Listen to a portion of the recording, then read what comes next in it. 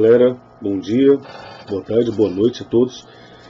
Hoje eu irei falar um pouco a respeito de um tema um pouco mais polêmico, né? Então, durante essas apresentações eu irei falar a respeito de vários temas, mas hoje irei falar de um tema mais polêmico. Uma matéria que saiu aqui no Jornal da Cidade, aqui de Bauru, né, São Paulo, falando a respeito da saída de 6... Na verdade, saíram mais, né? Teve esse indulto, né? A saída temporária de presos, né, que ocorreu aí entre o Natal e o Ano Novo, só que 137 não retornaram. E nós vamos falar um pouco a respeito disso também, entendeu, né? Como que tudo isso daí, de certa forma, né, reflete a nossa realidade social, né? A maneira como, entendeu, as coisas acontecem, e não deveria, de certa forma, acontecer assim, né, se o Estado fosse mais eficiente em relação à participação dele na sociedade, em relação a várias áreas aí de atuação que ele realmente deve agir, no caso, né? Antes de começar, como sempre, né, de praxe, vou falar a respeito do meu livro, né, O Poder da Vontade, um livro que você pode encontrar aqui na Jalovi, né, e no Empório Cultural. Por enquanto, né, há uma estratégia aí de trabalhar com esse livro aqui também e outras empresas, né, Amazon, né, as lojas americanas mesmo, né, outras formas aí de divulgação e também de compra desse livro. Esse livro sai por R$15. Vocês podem também estar em contato comigo, eu posso estar aí enviando para vocês esse livro, para vocês aí, pelos correios e tal, né. Então R$15 é o preço desse livro. Os outros vídeos eu farei um pouco mais a respeito do tema desse livro, a temática desse livro, a vontade, o poder da vontade. E vocês podem ter acesso a esse livro, que trabalha com questões filosóficas, né, a respeito da vontade, né, de maneira, vamos dizer assim, mais otimista, né. É um otimismo com criticidade, né, como diria aí Mário Sérgio Cortella, né. Vamos lá. Vamos falar a respeito do caso aqui, dessa questão, né, que faz parte da nossa realidade, que infelizmente somos aí vítimas, né. Primeiramente, gostaria de falar a respeito da quantidade de presos no Brasil. Aproximadamente são 726 mil presos. Então o Brasil ele tem a terceira maior população carcerária, né, repito, terceira maior população carcerária do mundo. O Brasil aí está, vamos dizer assim, entre os 3 maiores países que detêm presos. Então você tem em primeiro lugar a China, os Estados Unidos e depois o Brasil. O Brasil ele sofreu, assim como as outras instituições sociais, um déficit, quer dizer, um rombo, né, na aplicação orçamentária. Então tem vários desvios também em relação a essa questão penitenciária. Então não é algo que acontece só na saúde. O Brasil, em relação à questão penitenciária, tem vários desvios. São 3, vamos dizer assim, assuntos polêmicos em relação a essa questão do preso no Brasil. Então você tem, primeiramente, né, a questão da saidinha, né, que é chamada saída temporária de presos. Você tem a visita íntima e você tem o auxílio reclusão. Então a saidinha de presos e a visita íntima está amparado pela lei, né, de 1984, a lei 7.210, né, que faz parte da LEP, né, que é a Lei de Execução Penal. Então a Lei de Execução Penal ela garante, né, esses 2 benefícios, né, no caso, que o apenado, que o detento, ele tem. E você tem o auxílio reclusão, né, no caso aqui, né, que faz parte aí de uma lei que foi aí, de certa forma, determinada aí em 98, o auxílio 94, auxílio reclusão. Mas eu não sou especialista, entendeu, na área, quer dizer, eu sou um professor de direito, da área de direito. Eu não sou formado, por exemplo, em direito, também não fui preso, não peguei cana, né? Então eu não conheço todos os incisos e toda a lei que está, vamos dizer assim, voltada ao interesse da população carcerária. Mas como cidadão e como professor mesmo de história, geografia, sociologia, filosofia, atualidades, eu posso, entendeu, meu parecer em relação a isso. Ora, se o cidadão ele dá parecer em relação à escalação técnica e vamos dizer assim, o problema que envolve o time dele, porque não tem jogador, porque não tem isso, porque não tem aquilo que está acontecendo, que dirá assuntos tão importantes como o nosso, que nós vivenciamos hoje em dia. E eu creio que todos aí podem concordar, né, com isso. Então, perceba, entendeu, né, a questão do preso no Brasil. A questão da construção penitenciária no Brasil é complicado. O nosso Código Penal vem de Getúlio Vargas, é ultrapassado. Você tem várias transformações que ocorreram a partir de então, entendeu? Mas em relação à infraestrutura não mudou muito. E isso que é o problema no Brasil. O problema da infraestrutura. Então você tem uma série de benefícios que o preso tem, e que, ao meu ver, ele deveria ter, mas sobre certas características, principalmente auxílio reclusão, se ele trabalhasse e desenvolvesse algo interior da penitenciária. 76% dos presídios no Brasil não oferecem nenhuma forma de trabalho ao preso. Então ele fica em ociosidade. Então, ele deveria ter isso daí. Trabalhar, desenvolver algo. Aí sim a família receber o benefício de acordo com aquilo que a lei diz em relação ao auxílio reclusão.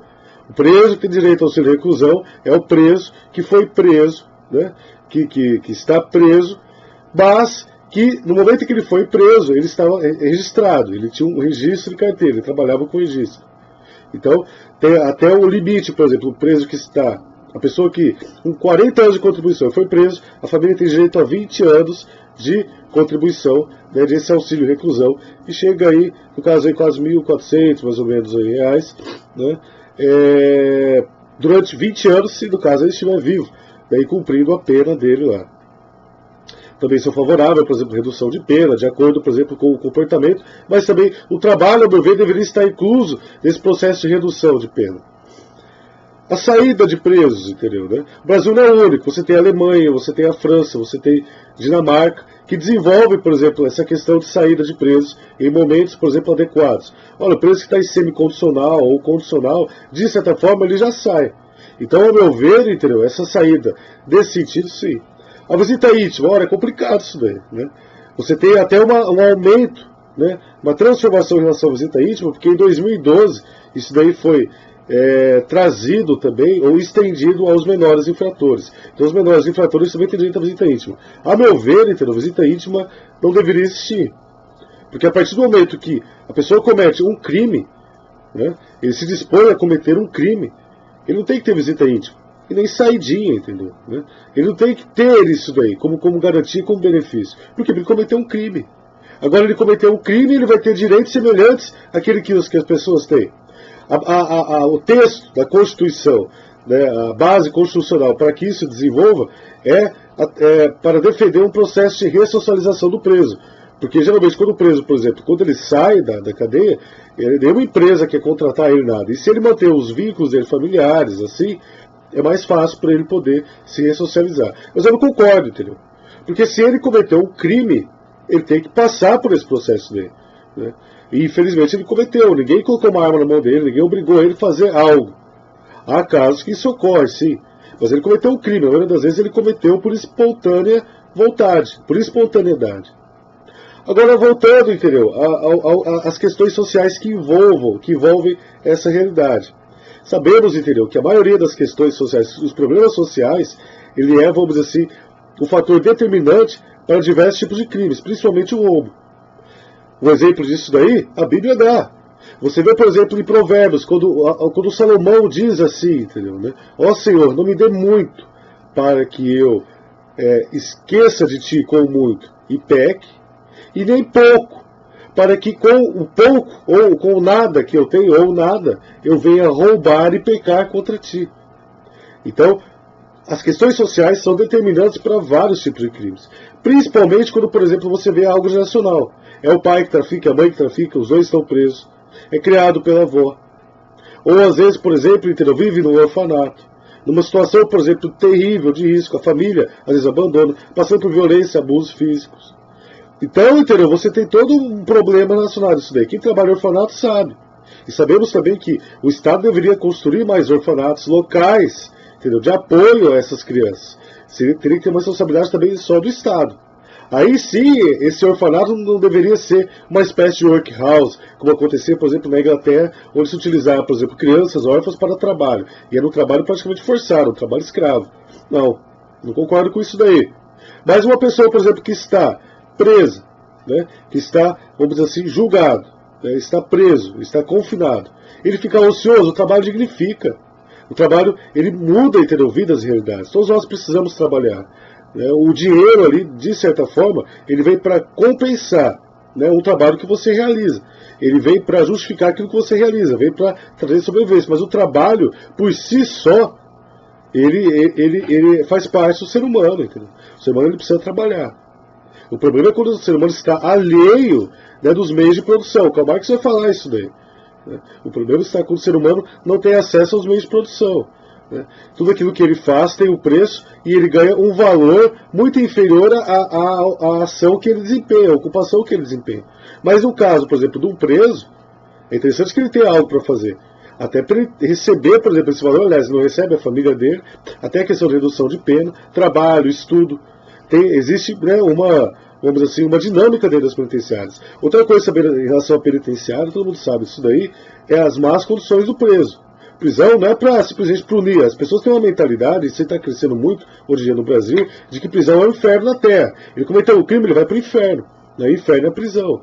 Mas você vê uma diferença muito grande em relação, por exemplo, a certos, vamos dizer assim, líderes de facções. Você vê um destaque, uma mudança muito grande em relação, por exemplo, a políticos que foram presos, pessoas que têm um certo nome, prestígio na sociedade.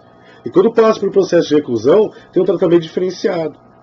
Só que não justifica também, entendeu, o fato, né, de, vamos dizer assim, ele tem um tratamento diferenciado, então quer dizer, todos têm um tratamento igual, todos têm um tratamento péssimo. Não, entendeu?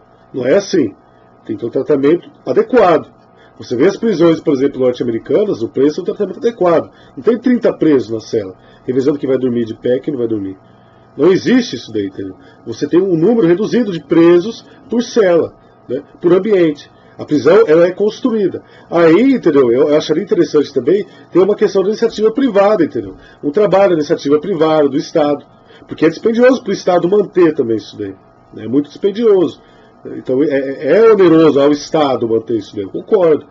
O que seria interessante é que houvesse uma participação, entendeu? Né? E como que uma instituição privada vai, por exemplo, qual o lucro que ela vai ter? Então teria que ter uma participação, ela presta serviço para o Estado paga a instituição. Os trabalhos que os presos envolvem, de certa forma, também podem trazer algum benefício. Então, é uma troca que pode ocorrer. Olha, se as pessoas livres, entendeu, que não cometeram crime nenhum, né, precisam trabalhar para se manter, porque outros não, entendeu? Né? É vetado isso daí, não, tem que trabalhar, pode viver a ociosidade. Né? E esse acordo, por exemplo, que o Estado tem, né, com essas facções, infelizmente isso ocorre, entendeu? Aí você mantém algo, por exemplo, completamente contraditório, que é a visita íntima, que é saidinha, né? Em contrapartida, você não resolve aquilo que poderia resolver, que tem que resolver, que são essas questões de ordem humanitárias, dentro das prisões. E tem que resolver. O Estado não pode cruzar os braços frente a isso daí. E deixar tudo a Deus dará ou na bala. Vamos matar tudo. Se tiver que matar 30 mil, vamos matar 30 mil. Não. Isso é um absurdo, entendeu? Você não tem que existir no Brasil. Isso é um absurdo. Essa chacina, né? Essa morte, essa matança indiscriminada. Não. A prisão existe para fazer com que a pessoa passe por aquele processo de prisão, seja tirado da sociedade, do convívio, para que ele não possa ter acesso, né, aos locais onde ele vai, né, e para que ele venha ter a chance de se ressocializar, de voltar à sociedade de uma maneira muito mais digna, né, de voltar à sociedade de uma maneira, vamos dizer assim, eficaz. Então, hoje, né, a temática é essa, é um tema um pouco mais polêmico, né, mas que reflete um pouco a nossa realidade. Né. O interessante, entendeu, é que essas coisas sejam discutidas cada vez mais e transformadas. E a chance que nós temos de realmente mudar isso daí, agora, principalmente agora, nesse ano de 2018, é nas eleições. Então, observar, entendeu, o candidato, se ele realmente está tendo uma proposta boa em relação a isso. E não só em relação à questão da violência, da população carcerária, mas em relação a tudo. É interessante que nós tenhamos vamos dizer assim, uma visão adequada e saibamos votar. Então, a transformação do nosso país também está em nossas mãos, o nosso voto, naquilo que nós podemos fazer em relação a isso daí. Né? Então, obrigado, pessoal, pela participação. Agradeço aí, de coração mesmo, né, a participação de vocês nessa página. convidem outras pessoas, curtem, compartilhem essas páginas. Sou professor, o convite que eu faço aqui à cidade aqui, me chamem aí, de certa forma, me dê a oportunidade de desenvolver algo nas faculdades, universidades, e qualquer locais aí onde você tem uma agregação aí de pessoas, né, também ali, empresas, hospitais, qualquer lugar, entendeu? Para mim é interessante, não só para divulgar o livro, mas também para trazer essa série de conhecimentos, né? Também estou à disposição aí, por exemplo, de desenvolver, de dar aulas aí em universidade, através da minha formação. Sei que Bauru é polo universitário, pelo amor de Deus, dá um auxílio. Me dá uma oportunidade aí de trabalho também em relação a isso. E acima de tudo, eu agradeço a oportunidade, né, de aqueles que realmente me escutam, aqueles que realmente participam aí dos vídeos, de me dar a oportunidade de trabalhar todas essas questões com vocês. Pessoal, muito obrigado. Um beijo a todos. Bom final de semana. Estamos aí juntos aí nesses vídeos. Tchau, tchau. Deus os abençoe. Muito obrigado, pessoal. Qualquer dúvida, entre em contato. O livro também. Muito obrigado, pessoal. Beijo. Tchau, tchau.